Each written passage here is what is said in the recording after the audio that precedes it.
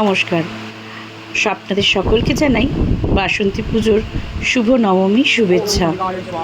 দেখতে দেখতে বাসন্তী পুজোর নবমীও চলে এলো, তাই সব কিছুর ভোগ নিবেদন করে ঠাকুরকে তারপর যজ্ঞে বসা হয়েছিল।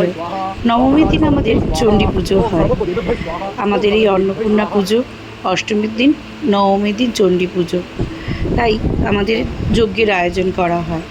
নবমী পুজোর দিন আমাদের যজ্ঞও হয়।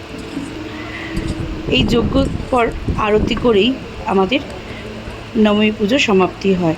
যারা যারা অঞ্জলি দেওয়ার থাকে তারা অঞ্জলি দেয়। খুব সুন্দর এই যজ্ঞের শিখা উঠেছিল। আজকে নবমী পুজো শেষ, তাই মনটা খুব ভারাক্রান্ত। তাই সবাই বিকেলে একত্রিত হয়ে সন্ধ্যা আরতির সময় এক হয়েছিলাম। পরিবারের সবাই ছিলাম আজ এই নবমী পুজোর সন্ধ্যা আরতিতে। কাকুর যত ফ্যান্স ক্লাবের লোকেরা প্লাস আমাদের আত্মীয় স্বজনরা সবাই এসেছিল এই নবমী পুজোর সন্ধে উপভোগ করতে, কারণ আজই পুজোর শেষ আর কাল দশমী মায়ের বিসর্জন। তাই এই অল্প সময়ের জন্য এই লাস্ট যে আরতিটা সেটাই আমরা উপভোগ করছিলাম এখানে দাঁড়িয়ে। সবাই লাস্ট আরতির তাপ নিল পঞ্চপ্রদীপের, তারপর কর্পূরের তাপ নিল, আর ঠাকুরমশাই প্রাণ ভরে আরতি করল। মন প্রাণ সবার জুড়িয়ে গেল। আর ঢাকিরাও খুব সুন্দর ঢাক বাজিয়েছিল, তাই মনের আনন্দে সবাই ধুনুচি নাচ করতে শুরু করে দিলাম।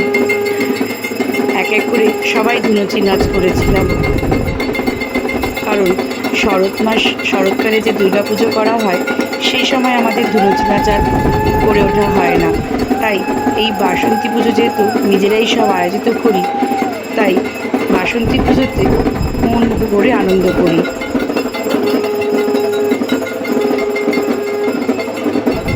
এই ধুনুচি নাচটাও একটা প্রচলিত। এই ধুনুচি নাচটা না নাচলে দুর্গাপুজো বা বাসন্তী পুজোটা অসম্পূর্ণ। তাই মন খুলে সবাই একে একে ধুনুচি নাচ করেছিলাম। তারপর করেছিলাম ফটো সেশন।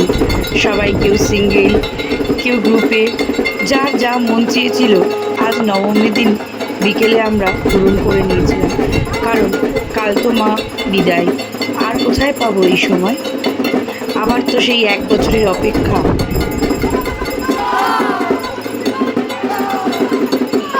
তাহলে আজ আসি, আমরা আনন্দ করি, আপনারাও আমার সাথে পুজোর আনন্দ উপভোগ করুন। দেখা হবে আগামীকাল মায়ের দশমী পুজোতে। আপনারা কমেন্টসে জানাবেন আমাদের এই পুজো আপনাদের কেমন লাগলো।